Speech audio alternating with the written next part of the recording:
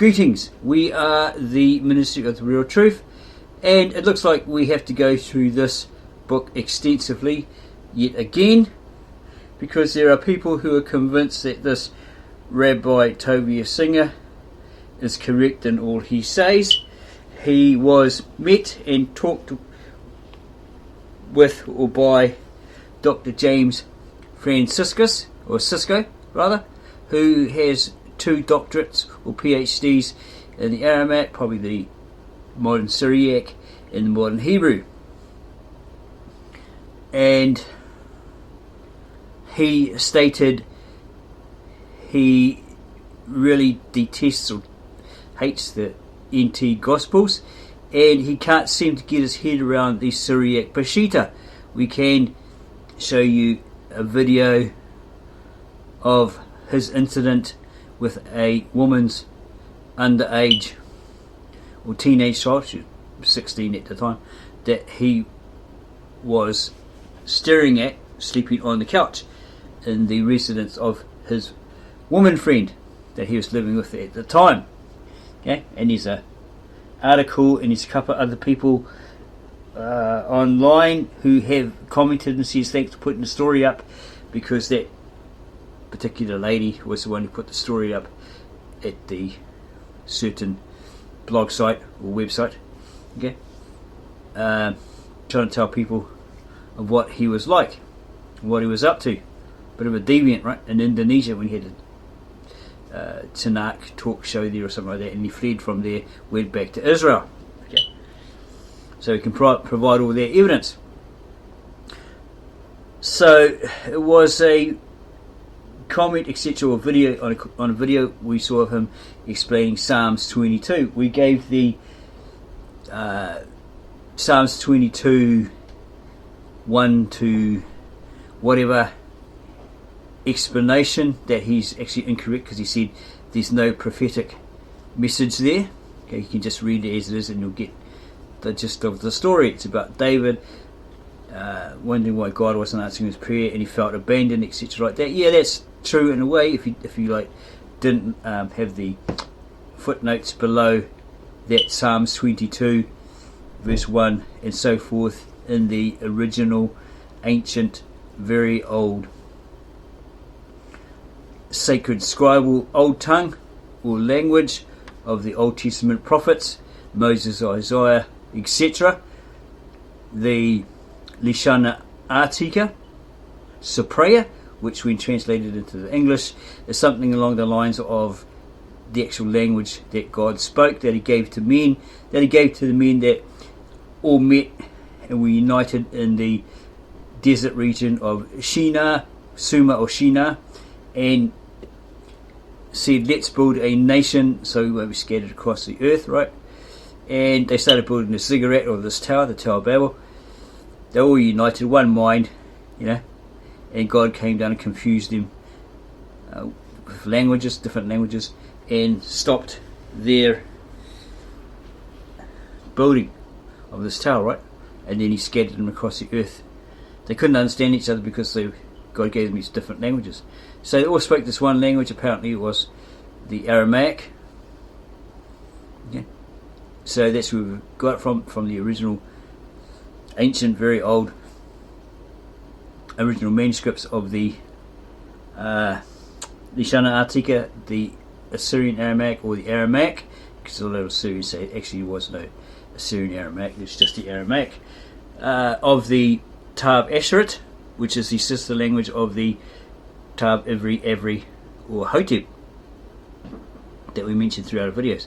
And this was translated by a native-born Aramaic speaking translator with over 15 years experience from Bet Narain or Mesopotamia, Syria, Victor N. Alexander. It being an old dead tongue or language, he had to find a way, because he brought the Old Testament and New Testament original hidden preserved manuscripts, etc., from a high priest of the original apostolic church founded by Thomas or Adai, okay, in Edessa, Urhai Edessa, now modern Turkey. From that guy, right, in Bible format. It was like a Bible, right, had his original manuscripts in it. So the only way you could translate it was to use the root words of the modern vernacular, right? and he translated from that. Once he did that method, he translated from that into the nearest English equivalent, while staying faithful to what those actual ancient texts, manuscript texts, were actually saying, without adding the usual translated bias, prejudice, twist, flavour, opinions, views, adding and taking in away bits and pieces, especially the triune or the Trinity, as George Lamsa apparently did. Okay, so he's had 15 years of experience of translating these Old Testament and New Testament, the New Testament Galilean Aramaic manuscripts of the original Apostolic Church of the East, where they hid and preserved them for over 2,000 years. They hid them from the Roman Catholics, and also because Constantine wanted to totally wipe them out, and the then Mohammedans, who were just interested in the land, sees where you can live in peace under Islamic rule, but no icons, no idols, right? No figures like, the Virgin Mary or anything like that. So they used icons, and then they were persecuted for like 18 centuries, 2,000 years. And they kept on the run, and they kept to their what they were taught by the disciples, be it Thomas, Addai, Bartholomew, Thaddeus, or even Peter, when they first founded the Apostolic Orthodox Church, right? And then they went on to India, Thomas set up about 7 to 9 churches there before his martyrdom, and maybe the others went on to set up churches in India and China. Okay, so we produce all the established facts, the evidence that proves itself evident, the proofs, okay, and we show that it's all irrefutable, infallible, okay, because we are the ministry of the real truth. We're not here to play games, say this and say that without backing up the facts, because if we don't, then it's all just hearsay, isn't it? Yeah, it's just hearsay.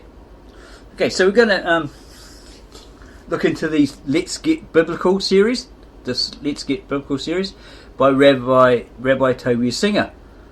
Why doesn't Judaism accept the Christian Messiah? In memory of Rabbi Dr. Leon Kant. We're going to look at it again.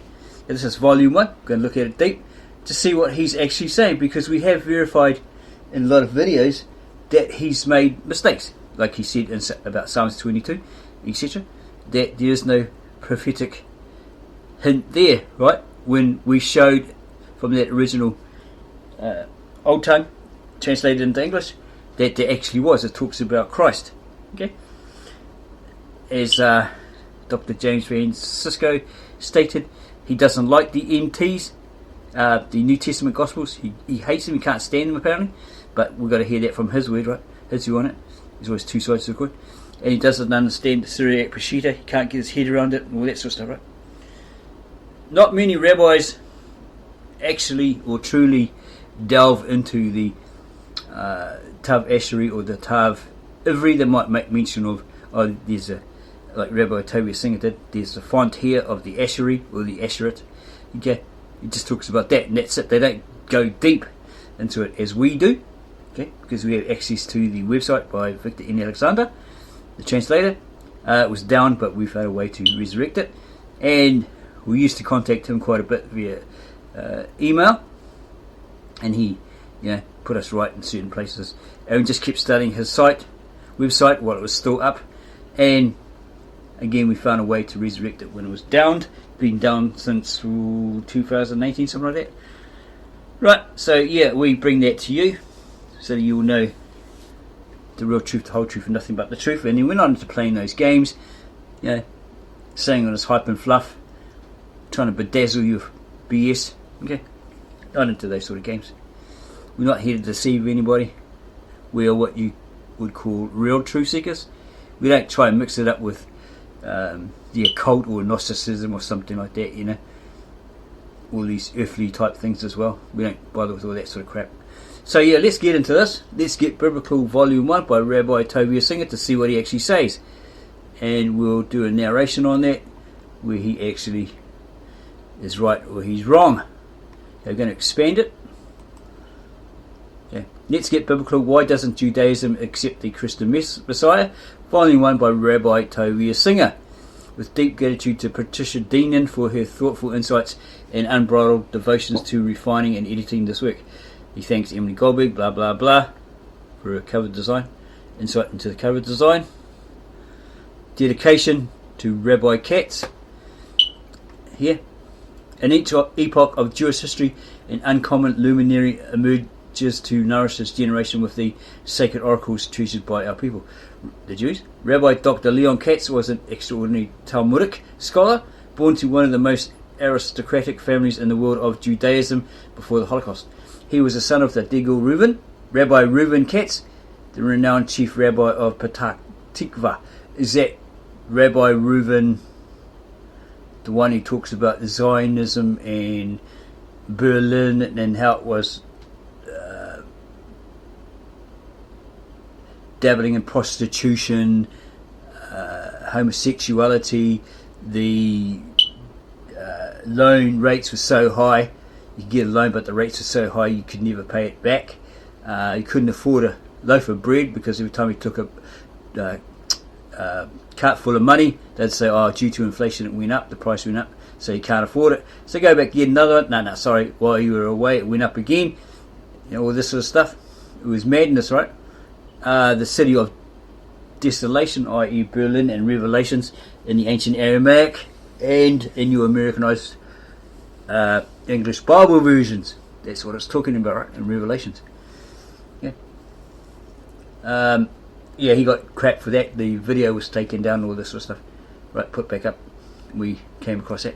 Okay, so we're wondering if it's the same. That's the senior, or that Rabbi Reuven is his son, right? It's the senior. How was... Okay, yeah, this may be a different dude. How was Rabbi Katz able...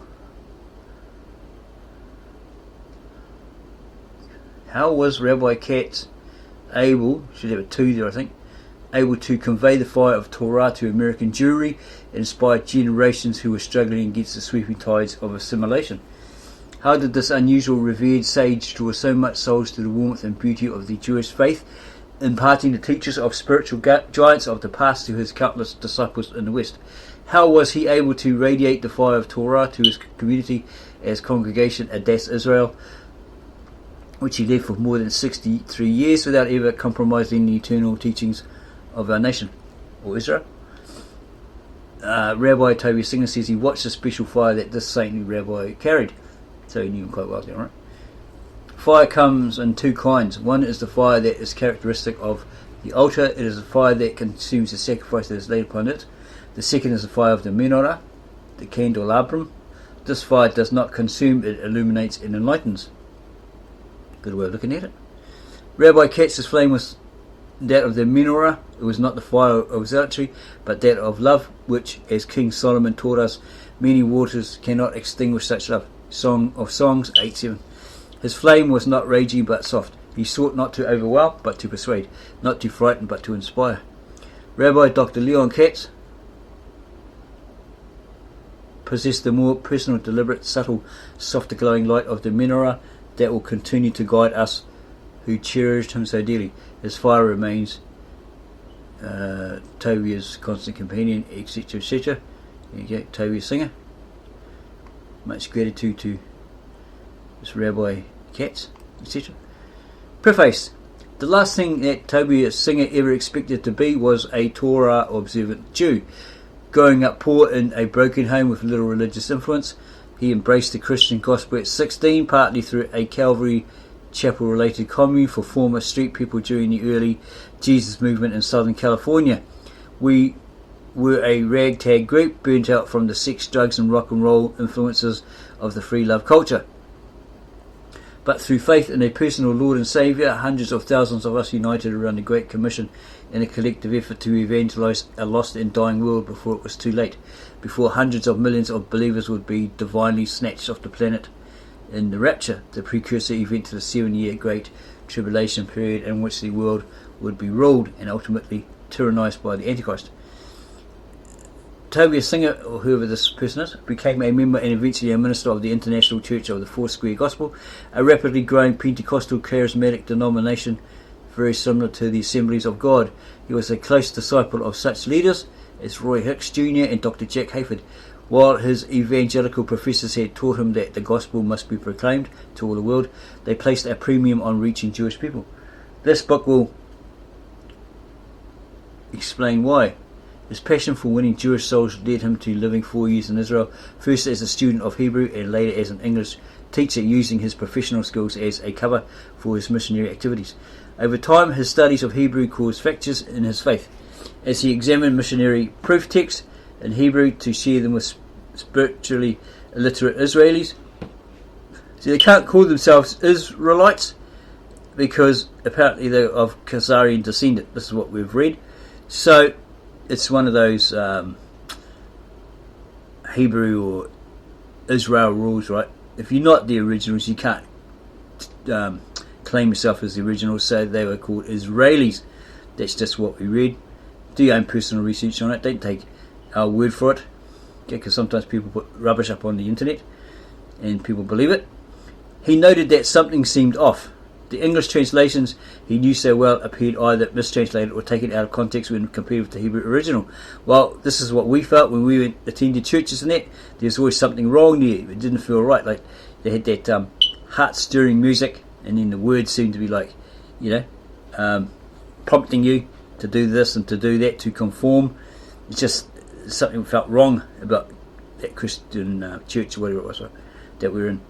Yeah? And you ask them questions and they fluffed and moaned and carried on and said, and they're getting too deep into it, and they wouldn't answer the questions, which is quite frustrating, right? Because we had a lot of questions because the English translations, either appeared mistranslated or taken out of context. There's pieces missing and stuff like that, and they wouldn't tell us the answers. Wasn't the Bible, the Old and New Testaments, a seamless, divinely inspired work? Wasn't Jesus a fulfillment of some 300 Old Testament prophecies by which we could surely identify the promised Redeemer? Hadn't the Jews rejected their own Messiah and for 2,000 years paid the price of exile for rejecting him? This writer was less and less sure. But the few friends he spoke to of his doubts diagnosed he was under the influence of demons. Yeah, that's their excuse, right? Their way out of it. Scapegoat. But having done graduate studies in linguistics, this writer couldn't argue with the Hebrew text. They didn't support the missionary interpretations.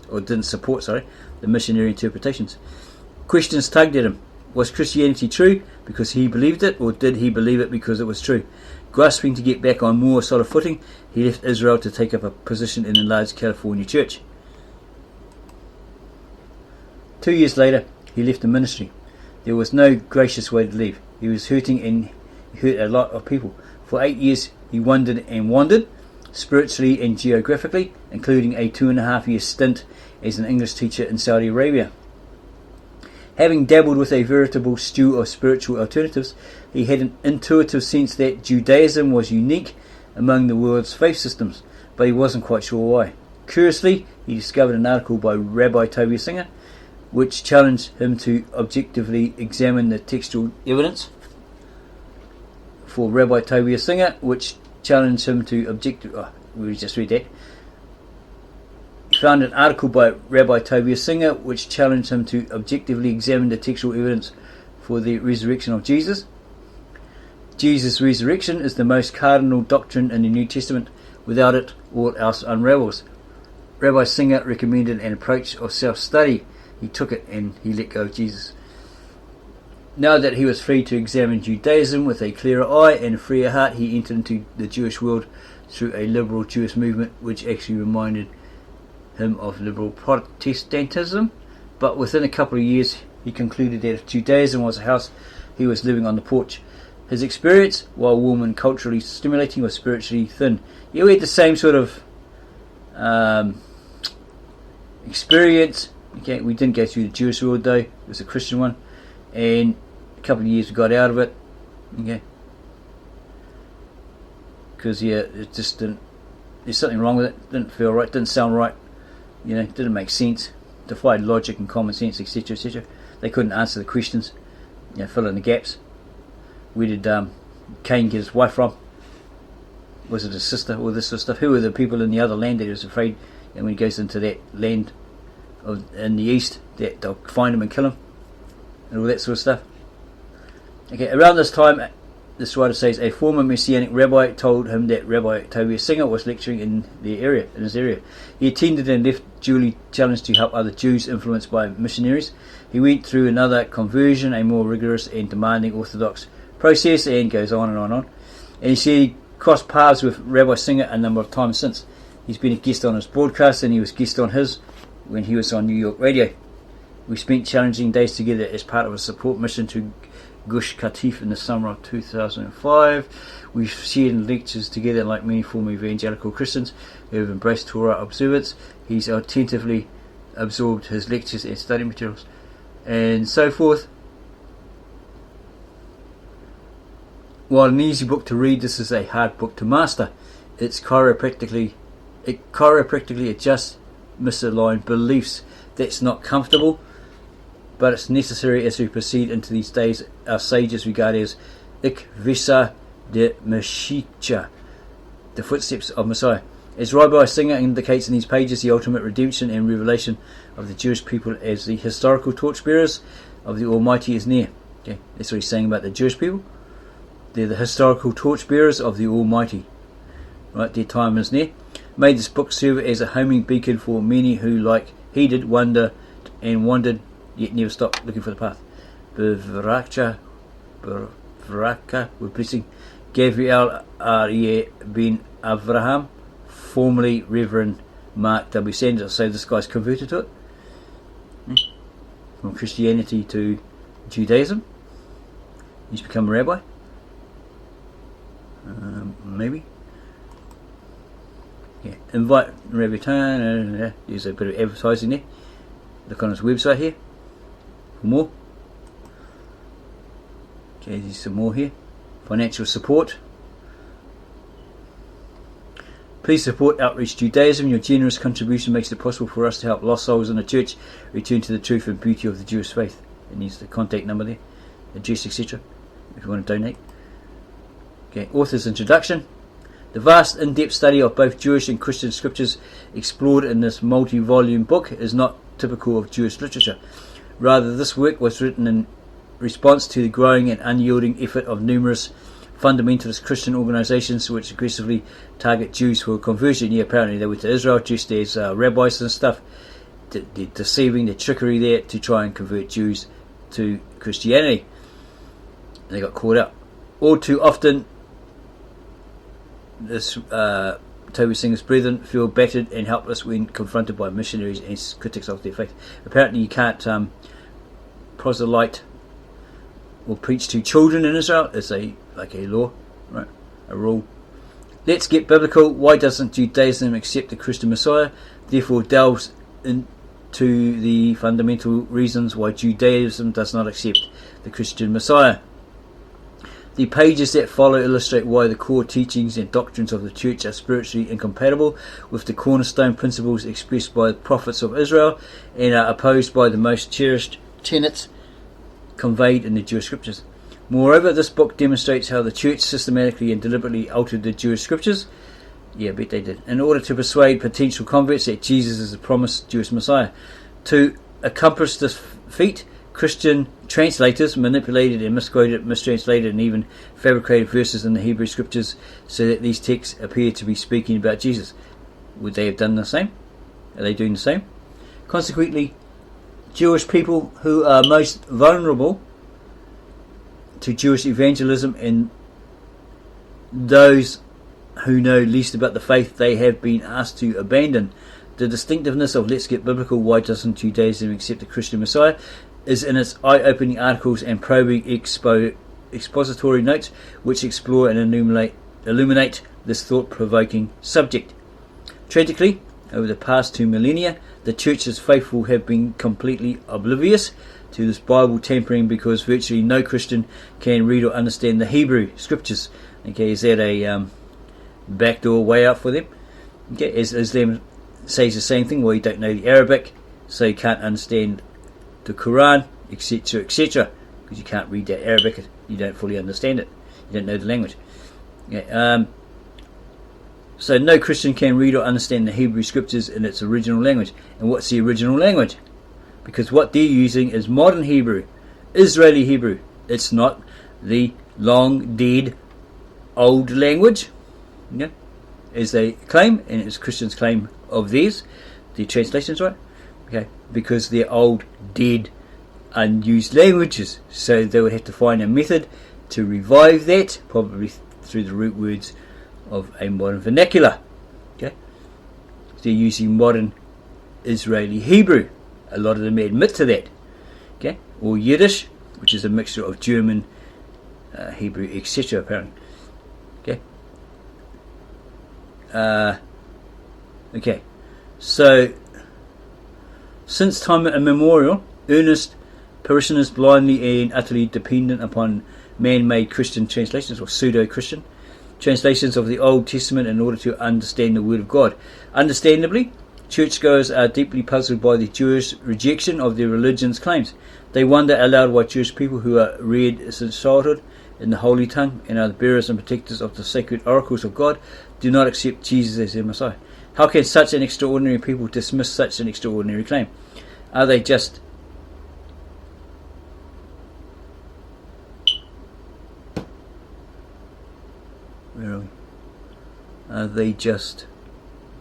plain stubborn? The central goal of this work is to thoroughly answer these nagging age-old questions. Finally, this book was written in a manner that uses Christianity as a foil to reflect back the truth and beauty of the Jewish faith. Included in this volume are the extensive passages, references and charts cited in the 24-part Let's Get Biblical audio series, available online at www.outreachjudaism.org. Tovia Singer, Rabbi Tovia Singer. Well, we can get hold of those as well. Okay, but it's mainly like questions and answers and information on what he covers or has covered on his Indonesian or Israel Tanakh talk show. Okay, here's the contents page. Part 1, Evangelizing the Jews. Part 2, How do missionaries paint Jesus into the Jewish scriptures. Part 3, Sin and Atonement. 4, Isaiah 53, who is a suffering servant. Part 5, the Trinity in Isaiah 9, 5 to 6, right? He goes quite deep into these things. Part 6, Zechariah, who pierced whom. Part 7, the law of Moses in the New Covenant. Part 8, Daniel 9, 70 weeks. Part 9, confused texts and testimonies. Part 10, the oral law, oral Torah in the church, and so forth. More content there. And the index of scripture references, page 387.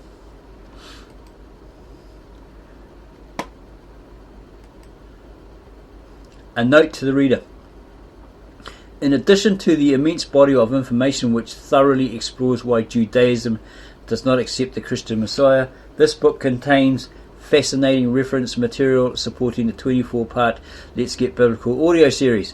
This supplemental material has been vastly expanded since its last publication and includes easy to understand charts and informative illustrations which are indispensable aids to a complete understanding of the lecture topics. Using this material while listening to the lectures will immeasurably enrich your reading experience. Some of us can listen to audio and read at the same time, some of us can't. Okay. It gives us a 360 head spin. There is no charge for these lectures. You may download the entire lecture series for free.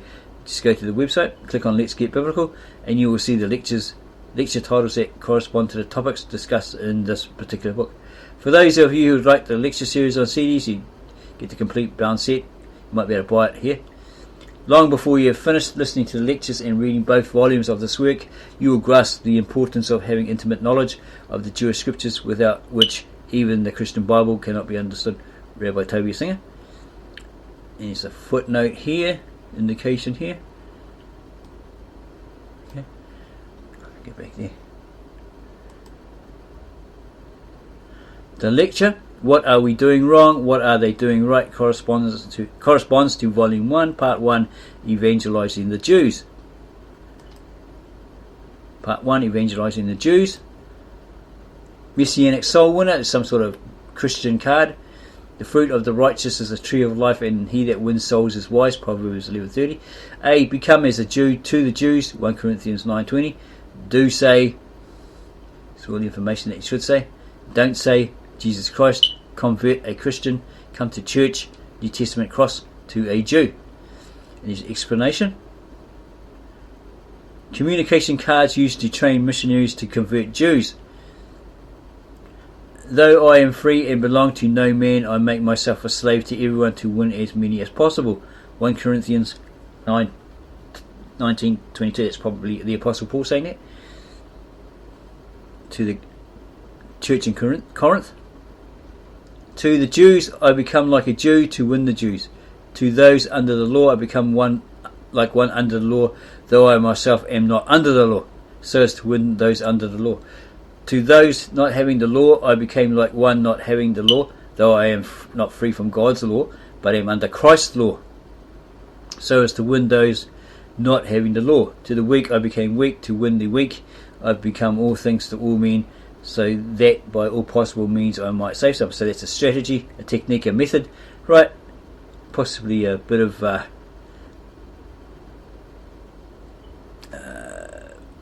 kiss butt to receive the benefits, right? Okay, converting these people, these Jews, etc., to Christ. Okay, you might term it propagandic, if that's such a thing you can do with it. To it. Okay, the Reformers' offer on the Jews and their lives by Martin Luther. What then shall we Christians do with this damned, neglected race of Jews, since they live among us and we know about their lying and blasphemy? This is what Martin Luther was saying in his day. And cursing. We can most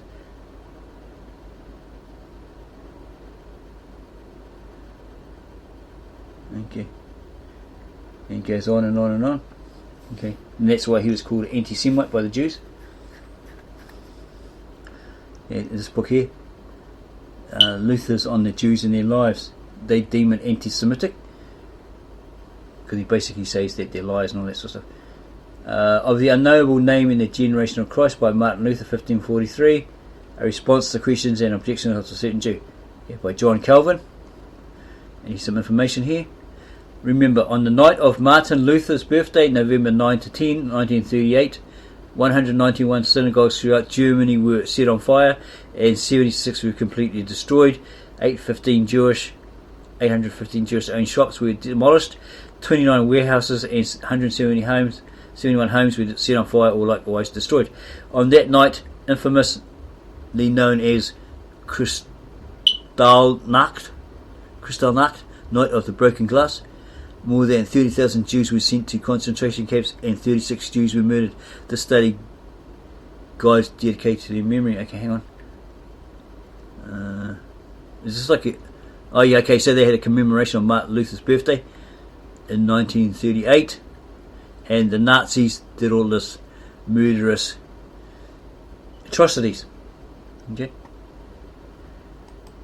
The Holocaust, etc.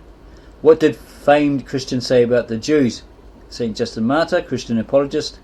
Saint Melito, Constantine, Council of Nicaea, Saint Gregory of Nyssa, Saint John Chrysostom. Were these like Roman Catholic Church fathers, historians, etc., writers?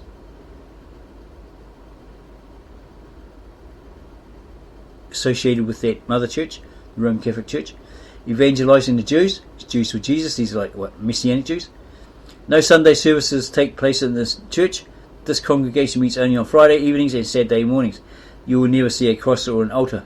Yeah? Evangelical Christian churches use traditional Jewish symbols to entice vulnerable Jews. Yeah, if it looks Jewish, smells Jewish, then it must be Jewish. Okay, it's a bit like that.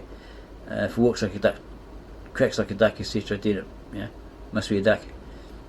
Okay, you will never see a cross or an altar. Instead, there is an Aaron Kodesh, holy ark, with a Star of David adorning its velvet cover and a bima stage for prayer services in the centre of the sanctuary.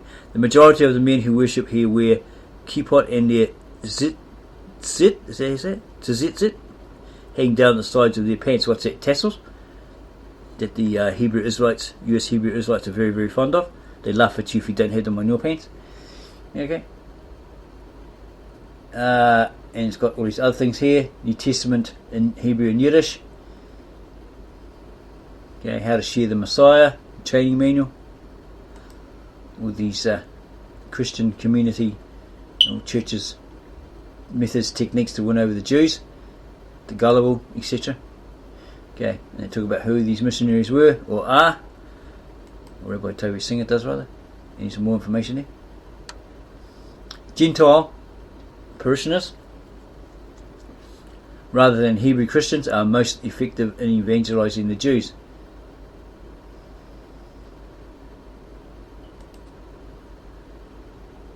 How serious a problem are the Protestant fundamentalist Christians?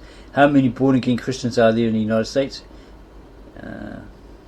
Several reasons why fundamentalist Christians are obsessed with converting the Jews. Christian Bible prioritizes Jews. Okay, and he goes on about Paul. Go not into the way of the Gentiles, but only go to the lost sheep of the house of Israel. Matthew 10:5. The Apostle Paul echoes the identical sentiment when he declares, "For I am not ashamed of the gospel of Christ, for it is the power of God to salvation for everyone who believes, for the Jew first and also for the Greek Gentile." Romans 1:16. Okay, because the Jews were supposed to be the chosen of God, the chosen people, where the Messiah would come through that lineage. Okay, tribe of Judah, etc. As God incarnate in the flesh, he come through that lineage as a man, born a male, right? Become a man and die on the cross, etc., etc., fulfilling that prophecy. And there's more information here. Evangelical Christians widely believe that the mass conversion of the Jews would bring about Jesus' second coming. Yeah, they're trying to speed it up. Yeah, so they'll force Christ to come. Yeah, they have to come because of it. Yeah, sometimes Christians have these wacky ideas. Evangelicals sought to understand why it is so difficult to convert the Jews. Only the conversion of the Jews to Christians lends credibility to the church. Christian leaders grasped that the church had considerable public relation problems with the Jews. Okay, all this information here. The most significant reason for the church's preoccupation with the Jews stems from the unique credibility problem that only Judaism presents to Christendom. Jesus was a Jew, and Christians claim that he is the promised Messiah about whom all the prophets spoke. The idea of the Messiah, a man who will come at the end of days to usher in a utopian society of love, peace, and the universal knowledge of God, is an exclusively Jewish idea. Fundamentalist Christians insist that if the Jews would only look in their own Hebrew scriptures, they would discover that Jesus is bouncing off every page. Did he not stand in front of the Pharisees and say, "You look for me in the scriptures, etc., etc., but here I am standing right in front of you, and you can't see me. I am, I am the I am, etc. I'm right in front of you. I'm the Messiah, etc. Here I am, but you can't see me. Okay, I'm standing right in front of you, and all this other information."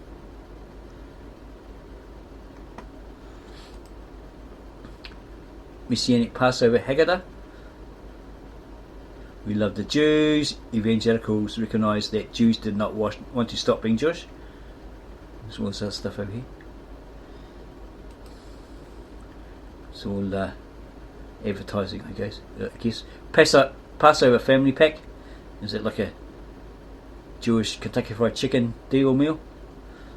Yeah. Well, these Christians are trying to.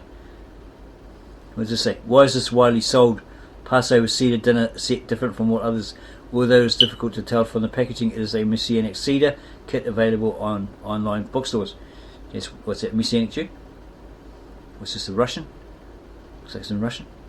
Messianic Soul Winners card used to train missionaries how to convert Russian Jews to Christianity, and so forth. Messianic congregations are rarely listed in Yellow Pages as churches. They try their hardest to be listed with the synagogues. Additionally, the Messianic movement has created a remarkable tool for Jewish evangelism called a communications card. This card carefully teaches evangelicals how to talk to a Jew in a manner that will not alienate them as a potential convert, and so forth. Typical Messianic jewelry displays the Jesus fish with Jewish symbols. They try to mix up the two. What's it like? Messianic jewelry, Jewish Messianic Jewish jewelry, Jewish IQ test. Oh my goodness. All the things they think out, right? Fundamentalists prey on the vulnerable, the young and the elderly, and Russian Jews. And that's why they made that law, I suppose, that you can't proselyte a child in Israel. It's against the law. Israeli law.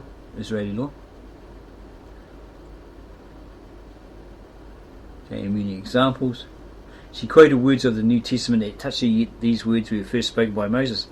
Messianic congregations abound in South Florida, where many Jewish elderly reside, so they're probably trying to win them over. The elderly are also perilously vulnerable to Jewish evangelism. It is little coincidence that there are more Messianic congregations tightly packed into the peninsula of South Florida than any other similarly sized region in North America. Yet they're vulnerable, prey on the old and the weak, win them over with those sort of techniques. The cry for help from fellow Jews is heard. The cry for help from fellow Jews is heard. What you can do. These are instructions here. Maybe they're losing many Jews to this Hebrew Christian movement at that particular time. Okay, footnotes. Not all conservative Christians support attempts to convert Jews. There are some conservative Christians who espouse a theology often referred to as dual covenant theology, which teaches that Jews should not be evangelized but rather remain obedient to the law of Moses. This belief gained some acceptance among a few fundamentalist Christians leaders who hold that the covenant between God and the Jewish people is everlasting, and therefore insist that Jews should not convert to Christianity. And it's just one pastor who is strongly opposed to evangelizing Jews is Kenneth W. Rawson, pastor of the Bible Students Congregation of New Brunswick for over 40 years. He is a strong proponent of this theology. Rawson wants to challenge Jews who are assimilating to embrace their Jewish heritage. Pastor Rawson is an outspoken critic of Jews for Jesus and other such organizations which engage in Jewish evangelism. It is widely speculated that Reverend John Hagee, senior pastor of Cornerstone Church in San Antonio, Texas, and founder of Christians United for Israel, embraced dual covenant theology. That guy, he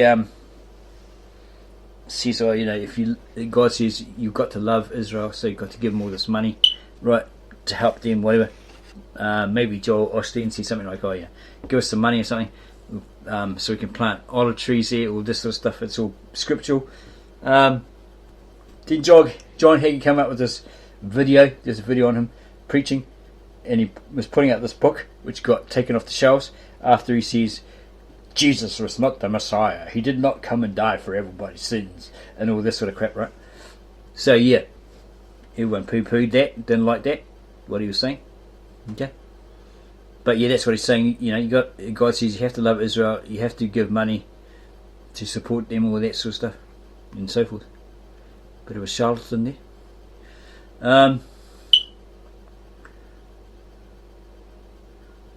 Fundamentalist Christian organizations strongly criticized Hagee's book in defense of Israel 2007 for apparently arguing that Jesus did not claim to be the Messiah for the Jews, only the Saviour for the Christian church, and therefore attempts should not be made to convert Jews.